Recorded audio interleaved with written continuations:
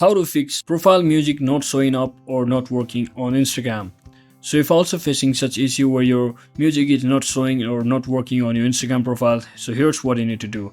So first, just head over to Instagram application and try making sure that you have actually added the music in your profile. So to check that, you can simply click on this edit profile option over here, and you can actually visit this music section over here to actually confirm that whether or not you have added music or not.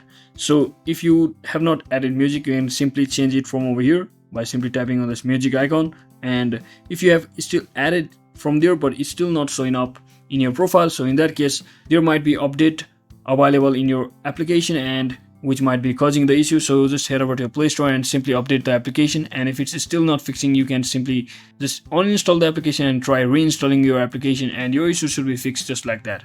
So that is exactly how we do it, guys. I hope this video was helpful. If it was, don't forget to like and subscribe to the channel. See you on the next one.